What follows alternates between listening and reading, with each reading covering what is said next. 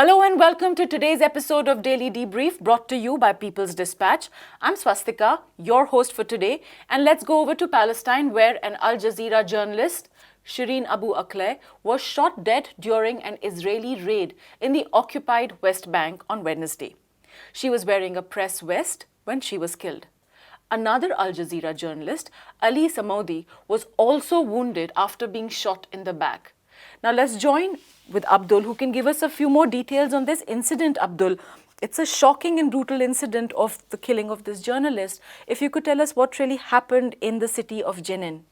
As far as we know, there are regular Israeli raids on different villages, Palestinian villages in occupied West Bank. Okay. Their claim is that they are basically looking for people who are involved in different kinds of attacks in Israel and in other parts against their security forces. So in one of those raids, which was happening today early morning, Al Jazeera journalist Akleh and her colleague were going to cover it along with several other journalists.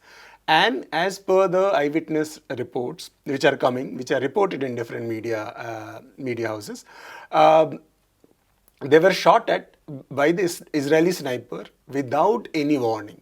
Okay. As you rightly mentioned, she was wearing the badge, which was easily making her distinctive that she is a journalist. So there was no reason for targeting her. But as per Somali, in his own statement from the hospital, claimed that when they were walking, they were shot at from behind. So he fell and then she was shot at the face.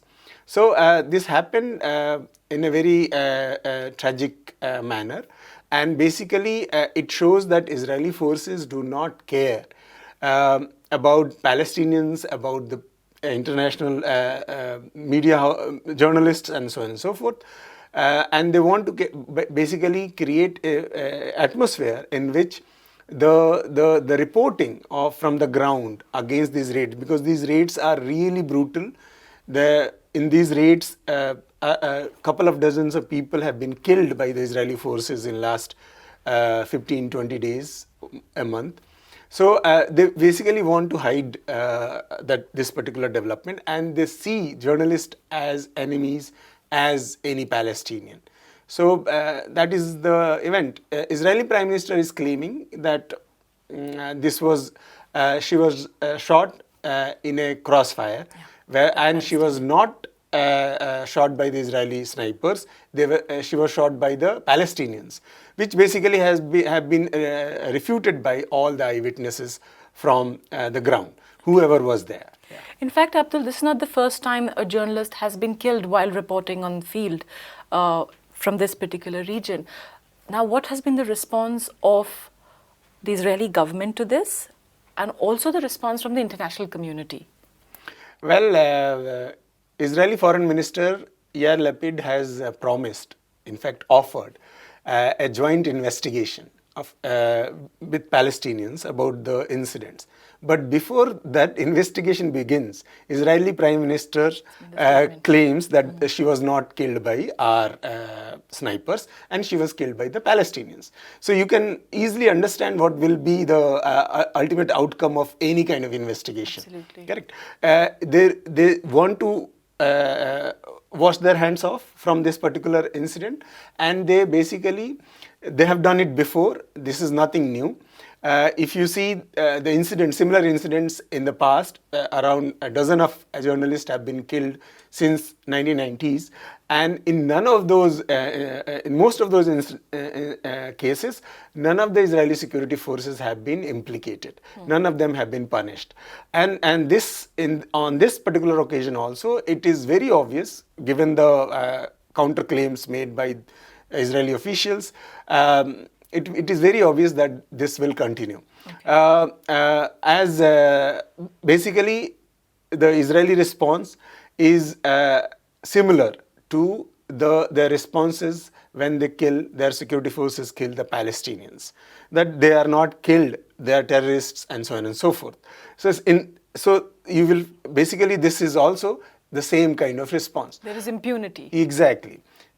which comes from the power the occupation enjoys, the kind of quote-unquote kind of protection it gets from the international community, particularly from the US. US ambassador, she's a US citizen. The journalist who has been killed is a US citizen.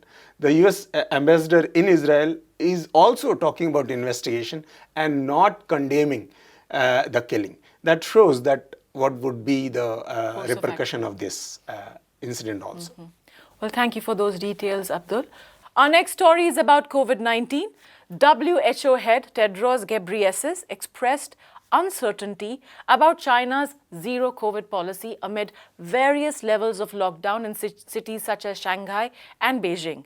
In a press conference, Dr. Tedros said, and I quote, "We have discussed about this issue with Chinese experts and we indicated that the approach will not be sustainable. I think a shift would be very important." Now, it is important to note that China has recorded only 15,000 deaths since the pandemic broke out, as opposed to close to 1 million in the US. We have with us Prabir to understand more about this.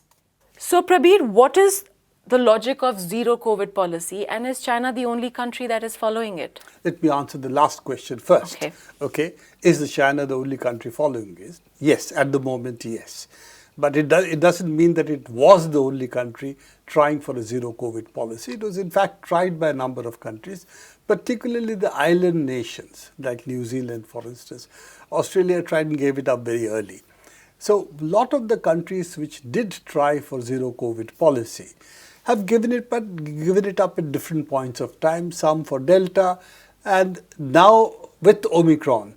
China is about the only country which is still trying for a zero COVID policy, and that of course is a difficult exercise because, as you know, Omicron is highly transmissible, and therefore doing it under such conditions is going to be difficult. You see, the second part of the argument is why is China doing it? And that was your second question. Why every country or any country which tried zero COVID policy was simply to see whether you can avoid getting into the grip of the pandemic. For China, they have a second, really a very strong argument why they're doing it. And their argument is that if we look at our population, and that's, as we know, the largest population in the world, they have a huge number of densely populated cities. The city population is also very large. So it is a place where if pandemic rips through it, you're going to see large number of infections.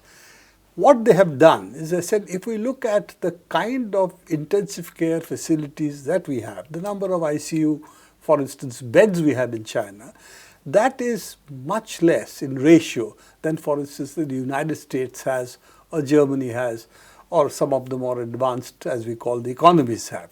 So therefore, if we let the zero COVID policy lapse and we let the infection take place in the way it is done in other countries, we are going to see death rates which will be very, very high.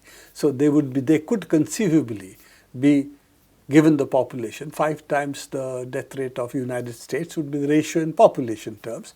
So it could go as high as, if we look at what's happening to what has happened to the United States, it could go as high as 5 million. So given that, look at what Chinese death rates have been till now. It's about little more than 5,000, for example. So that is the reason they are saying we have no option. We have to try at keeping it out, and if we have to do it for the next 3 years, we'll continue to do it. This is, I think, the argument why they are saying we are going to try a zero COVID policy, because for them the consequences are going to be very severe. Now, of course, why the WHO Director General has criticized it, I'm not going to get into that. But the argument is, can they sustain it? I think that's the next question you are going to ask. Yes, absolutely. That what are the reasons behind abandoning such a policy? What are the arguments given for abandoning this policy? You see, the question is that if you want to continue with such a policy, it means really participation by the people, social acceptance of the policy, also institutions of society, not just the government, but the institutions of society by which the local residents' welfare to all other local bodies should work together with the government to see that it is done. And lastly, the credibility of the state, that if they say, we'll reach you food, they will. If they say, we'll make all facilities available to you so that you can stay under such conditions, they will. And the confidence that the community as such will sustain such a policy. Without this, a zero COVID policy is not viable. If you remember, in India, we had 10 weeks of lockdown. Shanghai is going through only 6 weeks of the lockdown. India, we had a total all India lockdown for about 10 weeks, 68 days to be exact. So we have gone through this. Yes, it is tough, and it was done with absolutely no preparation, and it was also done as almost a security measure. It is the police and civil defense which enforced the no movement, total lockdown. Only few people could go out and get food in certain hours. So all of that which was done was quite a draconian lockdown. Yes. So we have gone through the lockdown. As I said, Shanghai is 6 weeks. So therefore, I do not think that it is impossible to have a zero COVID policy as China is doing, but it means that this has to be continued. They have to keep their antenna up, and they have to lock down periodically. Okay, Shanghai is a big lockdown, and it has, if you look at it, the numbers have really come down.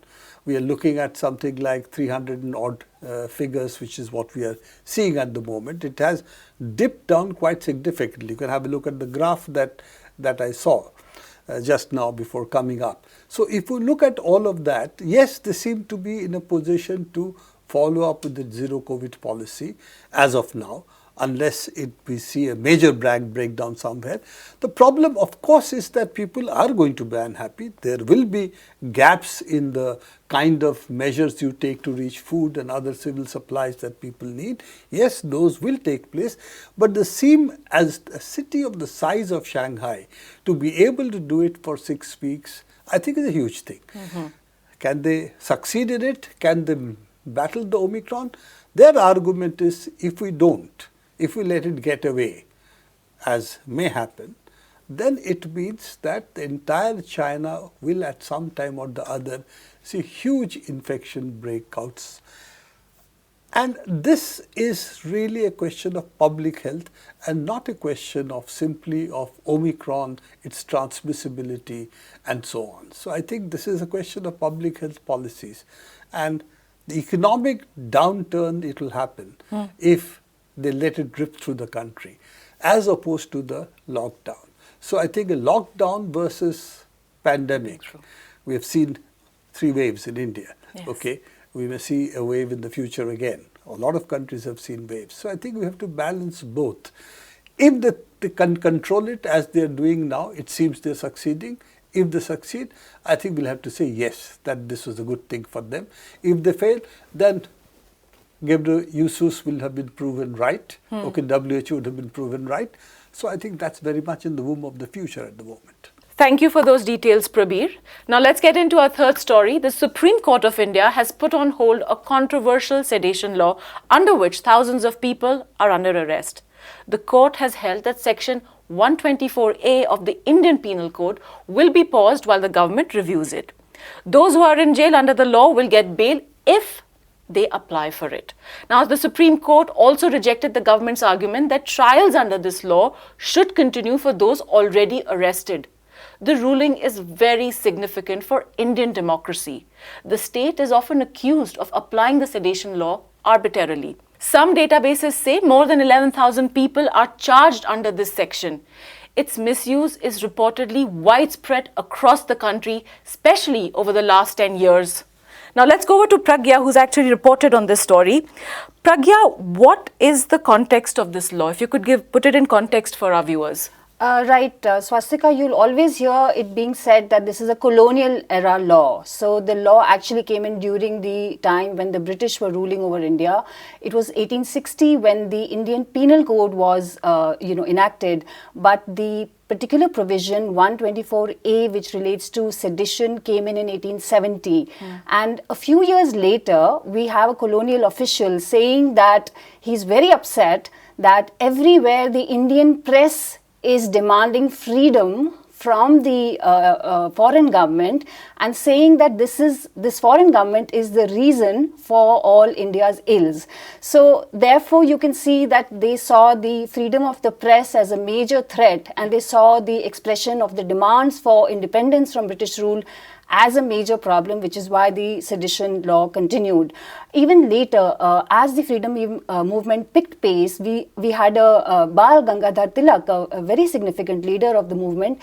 He was charged twice for sedition. In one of the cases, it was said he had simply criticized the civil services, the British civil services. Now, he had even made a distinction between the Crown, the government, and the civil services, but the lower court felt that no, this doesn't wash. Essentially, and in the other case, which was again in 1879, if I'm not wrong, it was said that, well, it doesn't matter how bad the feeling that you excite towards the state is, it's just not acceptable. It doesn't matter how bad you feel about the government after reading something that has been written by the press. Just the fact that there's bad feelings being evoked is a problem. Later on, when India gained independence, 120A continued on the statute book, but the word sedition was removed. However, India had also moved to a constitutional form of governance, right? In 1950s, we amended the constitution to put certain reasonable restrictions on freedom of speech. Thereafter, there has been, through the 60s, 70s and 80s, there has been a widespread effort to somehow reconcile the sedition law with the constitution. And how governments have done it successively is to keep adding new reasonable restrictions which would justify the presence of the sedition law. So that is a backdrop, and that is how we have arrived at a situation today where you have more than 11,000 people said to be arrested or charged, facing trial under this particular law. The primary goal is really to, the primary achievement of this law is really to restrict what you can say, how you can say. Promoting disaffection is said to be a crime under this law, but actually today in modern society, it's believed that this is just the work of the opposition, the work of protest, the work of demonstrators. Those who disagree with government policy will promote some form of unhappiness towards the government when they criticize it. Absolutely. So that's the basic reason why people don't want this law. In fact, Pragya, you mentioned, and we also mentioned in our story, how there have been 11,000 cases that are right now in jails or are being prosecuted under sedition. Now, what is the importance of a ruling such as the one that has come out today? Okay, so Swastika, today the Supreme Court has basically said that all those people who are charged with sedition can apply for bail from the court, and essentially it will be a very big relief for all those thousands of people who are lodged in jail or in various stages of trial. They will be allowed to go free. No coercive action will be taken against people. All of this is in sync with the demand that the petitioners had made in the Supreme Court. Now, the road is open also. There are three things that could happen in future. The Supreme Court is a constitutional court, which means that it is its job to decide whether the sedition law is in sync with the Indian Constitution or not. If it is unconstitutional, then the Supreme Court would essentially strike down this law. It would no longer exist in India. The second thing is that the Indian government, the ball is at least at present in its court, where the government can redraw the law according to what it thinks are the necessities of state security versus the desire to protect freedom of expression in a democracy. The third option is for, of course, the Supreme Court to draw guidelines, etc., which would determine how this law is implemented on the ground. Right now, the Supreme Court today did say that it does not want to get into the job of drawing up the guidelines. And that is also very significant because you see, the Supreme Court is a constitutional court. It has to decide the legality. It's a legal question with a legal answer to it, right? And the other thing here that is important is that sedition is not a policy or a scheme of the government, right? It is a law. So it is in a sense not the Supreme Court probably felt that it is not necessary for it to draw guidelines for that reason, that we don't have a scheme of sedition, we have a law. Yeah. Once the Supreme Court decides whether it is constitutional or not, that in effect will be the kind of relief that a lot of people have been demanding, saying that this is a colonial era law, that it is applied arbitrarily and that it causes tremendous suffering and hardship not only to those people against whom the case is filed, but it has a chilling effect on freedom of speech and expression, a chilling effect on the press, on the opposition, and essentially on the right of citizens to dissent. So let's see, we still have to see where the Supreme Court decides to take it in subsequent hearings. Because the ball right now is in the government's court.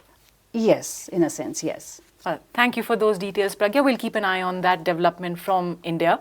Well, that's all that we have for all of you today. Do come back to our show tomorrow, and please do follow us on Twitter, Instagram and Facebook. Like and subscribe us on our YouTube channel.